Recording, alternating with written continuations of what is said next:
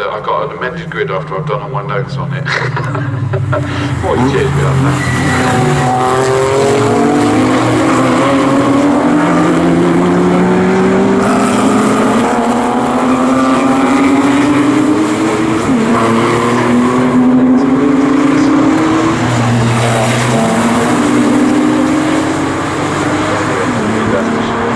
Down in towards Murray's we go for the first time. The silver car of James Cayley. Morris has dropped way back. He was second when he disappeared from our sight, and now the Strasser cars look to be fourth and fifth.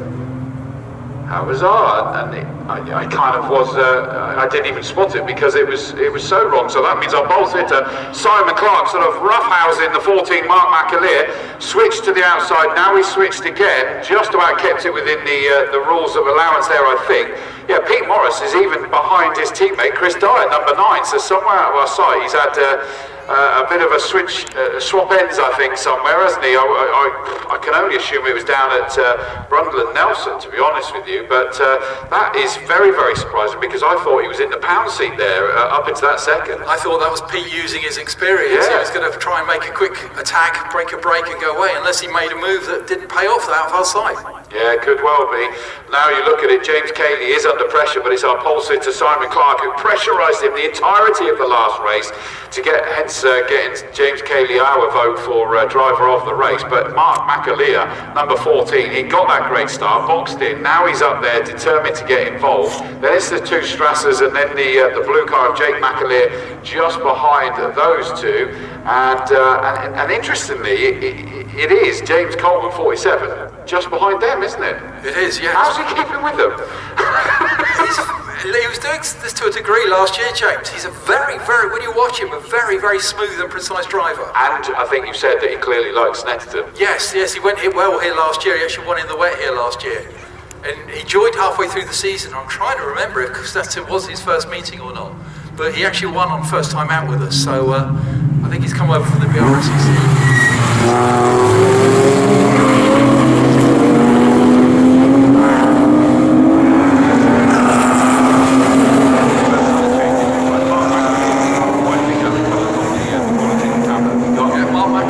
Second as they come into our sight.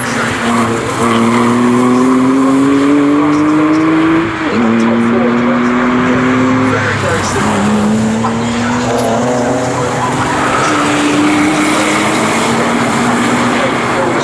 The dynamic change with the fact that tyres aren't necessarily at their best with the pressure that was put on them. So what have we got? Chris Dyer is ahead of Pete Morris, and Pete Morris in 5th. Now trying to dive up the inside of Chris Dyer, is not going to do it there, so he has to slot back in again. But it means he's not got the quickest line there. Jake McAleer, number 44, just behind them, and Coleman, 47, in 7th place. So, wow, I mean, he just... I'll tell you what, I've got a padlock on my wallet because I'm not putting bets anywhere on this one right now. It looks rather lively, although our leader, and I'm going to make, do you know what, is it McAleer that's in the lead? Because there's a big lead all of a sudden there. It is. It is Mark McAleer, who now has a lead of, what, 6 or 7 lengths at least.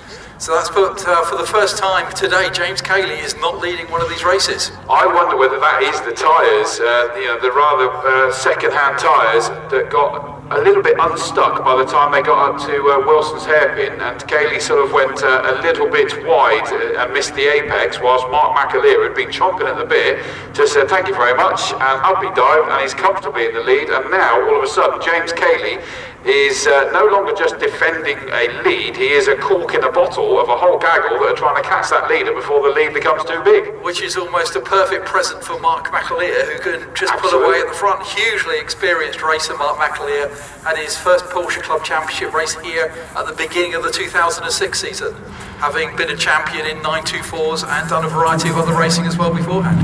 Yeah, absolutely.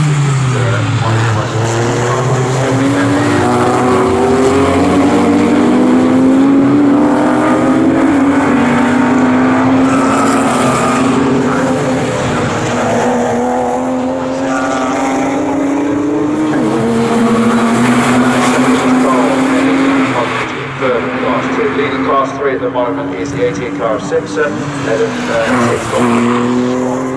35 sat in 3rd. Here comes the leaders down towards us again.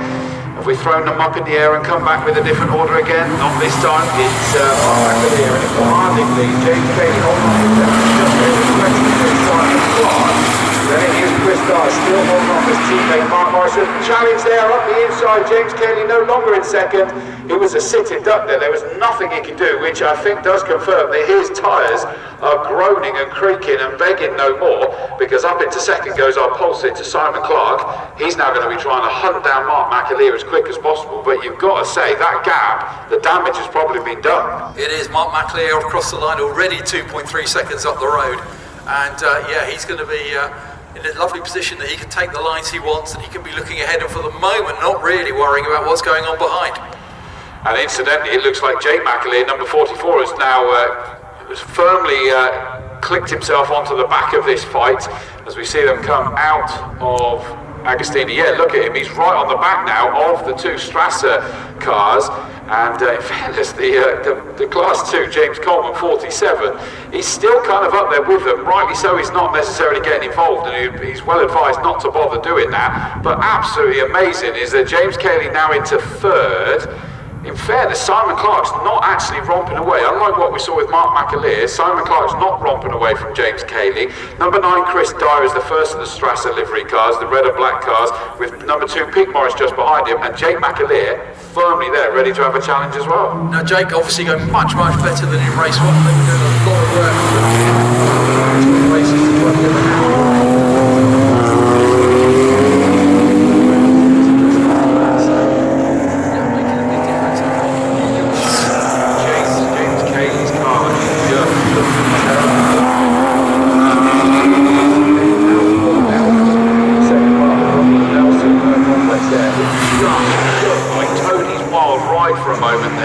Chris Dyer's diving up the inside in towards Murray's. No, he's not quite able to do it. He's trying now to actually have enough grip to apply the noise pedal a lot more than James Cayley can with his slipping and sliding, and not managed to do it there, so he still sits there tucked in behind him. Pete Morris behind him and Jake McAleer a little bit further back this time. Diving up the inside, here we go. There goes Chris Dyer through James Cayley. He is another phrase that I've used many times, and not trying to change the rest of the He's not got the grip that he wants. He knows what he wants to do, but the car isn't doing it, and he's just going to, he must feel like an absolute sinker for him there, but I agree that he had to go for the win when it was on the cards. Yeah, if he used his tyres to take that win, who wouldn't go out there and try and take their first race win? Absolutely, I certainly would. Simon Clark, number 23 in that second place, has now scampered off into the distance. In fact, he put in a new fastest lap of the race last time round, so he is trying to sort of close in on Mark McAleer, but that was only a couple of tenths he took out of him last time, so his work is cut out. Jake McAleer is glued right to the back of Pete Morris now on the infield. The blue number 44 car right on the back of number 2 Pete Morris. Again though, what I'm loving seeing is that James Cayley may get past, but initially they don't scamper away from him that easily. I know eventually it does happen when he's suddenly having to defend and he gets compromised yet again, but he's still putting up a fantastic fight, isn't he? He is, and I think another thing to keep an eye on is actually the same battle we had first time round for third in Class 2, which is Ross Morris, who's now right down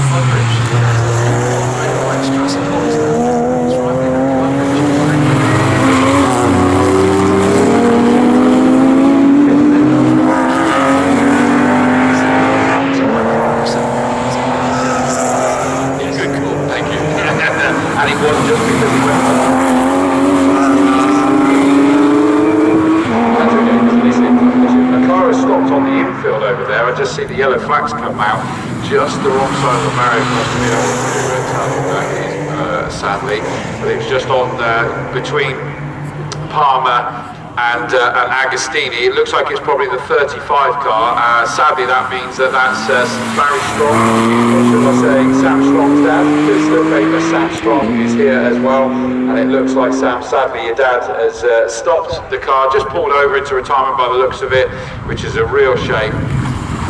So there is the fight, and it looks like Morris has got through. So Morris is up into third place in Class 2, just managed to get ahead of the 17 mug, which is pulled in from the line. It's actually already been done, and but he's got quite a gap to try and make up if he wants to do more. The lead gap has come massively down. Look at that, is that Clark, number 23, has closed in on Mark McAleer on the infield. As we went across, it was another fastest lap by Clark. Now he's sort of popped the cork out of the way. He's closing. It says allegedly it was 1.4 seconds. On the infield, Paul, I would say that looks considerably less than that as again already. That was 0.9 seconds out of Mark McAleer in one lap, which is astounding. That is, and Chris Dyer sat there in third. Pete Morris hasn't been able to make a move on James Kelly, and interestingly, James Kelly hasn't fallen that far away from Chris Dyer, number 9 as it stands. And Pete Morris probably wants to try and make that move as soon as possible, because that has not gone to plan for Pete Morris by any stretch of the imagination, which is a shame for him. Still, just the yellow flag waving as they make sure that very strong cars, nice and quiet out. Larry making his race debut.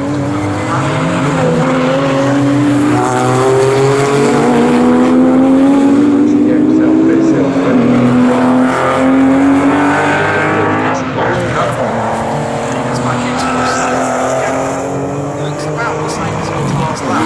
Having said that, that's Places like that will make the difference. Fourth place up for grabs because Pete Morris is now looking a little bit racy on the back of the struggling James Kelly. That silver number 11 car just sliding away. Across the line, it's down to 0.966, so another new fastest lap of the race for Clark. So Simon Clark is determined. He was battling for a race win in that first race and had just missed out this time. I don't think he liked that feeling. No, he didn't. He had a very good season last year, Simon. Had that Cayman really, really well sorted. And technically, the mid-engine car should be just that little bit better on its tyres. It's a few horsepower less.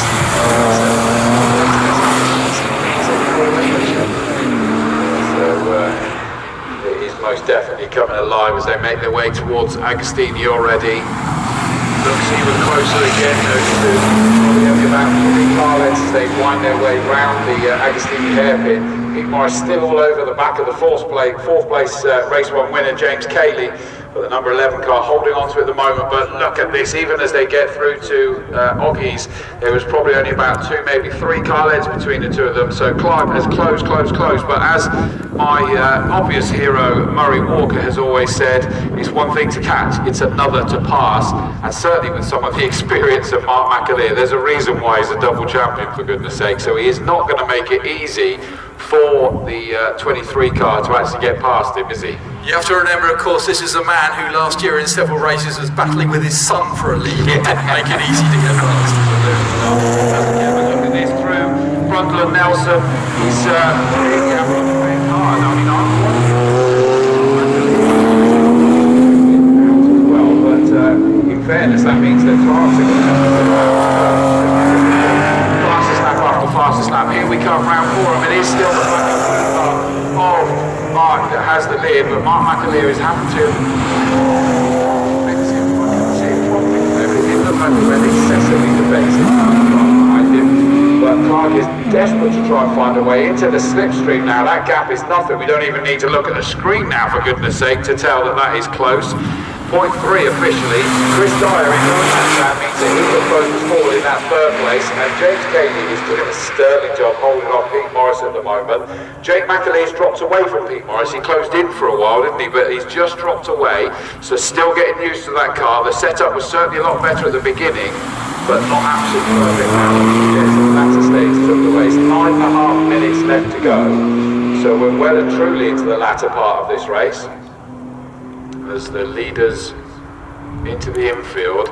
See, it does look like he's caught, and now suddenly he's hit the wall. That's right, it's going to be interesting to see if Mark McAleer does what James Cayley did in the first race. Got fractionally in the corner, just use the sheer power of the 997 just to pull that advantage. So that he's just that little bit too ahead the next time they get to an overtaking point. But so two very experienced and very, very good races. Yeah, Simon Clark, coulda, shoulda. Mark McAleer has a wazza. Just making words up now, but he has twice, so he's going to be making sure he holds it. Pete Morris is all over the back of James Cayley as they make their way onto the Bentley straight, the red and black Strasser livery car, determined to find a way through, but big challenge for him. James Cayley is just doing monumental here, as is, and I'm not saying again,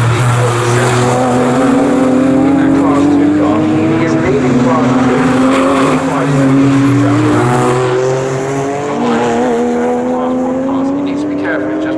Track limits warning, so he does need to stop pushing it too hard. He's constantly leading his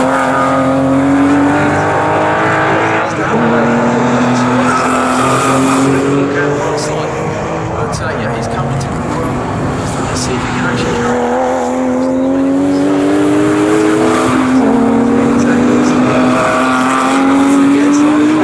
Really getting down the straight. And he's now going to have we thought of a sneaky snifter up the inside headed down towards Riches, but actually changed his mind very early to make sure he was taking the fastest line through. That's some sensible racing going on there, isn't it? Because he's got, there's no point, trying to go for a lunge that isn't going to work and then losing the momentum. He's now building himself up for the right place, right time to have that challenge. And they make their way down towards Palmer. We're down to less than 7.5 minutes left to go in this 25-minute race. Unbelievably, our race of the day already here at Snetterton. The second race meeting we've had all year here at Snetterton. The first time that we've been delighted to have you day visitors, as we've got to call you, into the circuit.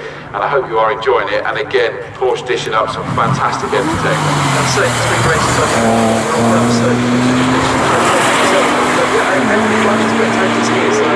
A big hello to everyone who's coming on today. Absolutely brilliant to hear, and obviously that's limited numbers because we can only have so many, and I know you're all restricted where you can go, but I'm sure you appreciate that and you're keeping your distance. Now interestingly, Pete Morris has fallen away from James Cayley and he's into the clutches of the Royal 44 car, Jake McAleer, so this has not gone to plan for Pete Morris this race for reasons, so we'll find out which page of the book we're going to hear for the reasons later. But that has not gone well at all. James quite sadly he's going to be on the podium as well. But he's looking very, very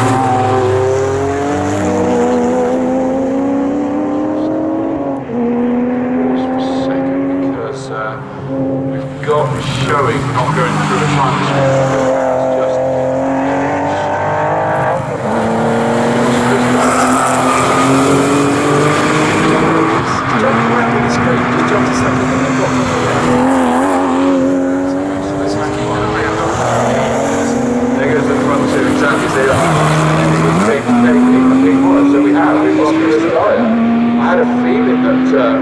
We'd lost him somewhere. I cannot see anything on any of the screens. Cars in the paddock, he's actually just parking up, so he sneaked in without us seeing.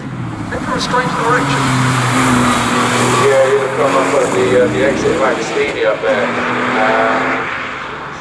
The car's undamaged, and it's a mechanical issue that's forced our third place. Came from nowhere, didn't it, that as well? And I think I saw the helmet being rapidly put from one side of the car to the other there as well. So I don't think he's particularly happy. I mean, that he'll be the usual philosophical race driver. That's just incredible. That was the third place he was sat in. Now all of a sudden Pete Morris has got interested again because the silver number 11 car just ahead of him is for a podium. At the moment, the race one winner, James Cayley, is now sat in the podium paying position. There's all the P's. But Pete Morris, number 2, is all over the back of him again after losing touch and falling into the clutches of Jake McAleer. He looked very slow coming out of Agostini. He pulled massively away through there. I don't know whether that was just a little mistake as he went through Agostini, but he looked very steady, not fully up to speed on the exit. That's right, suddenly we've got just under 5 minutes to go, and it's suddenly all happening, isn't it? So it's a real shame.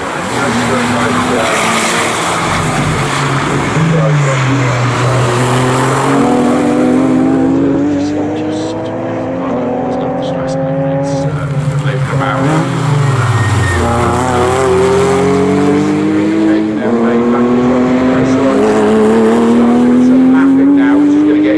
Why Mark McAleer's got his lights absolutely ablaze to make sure the Rothmans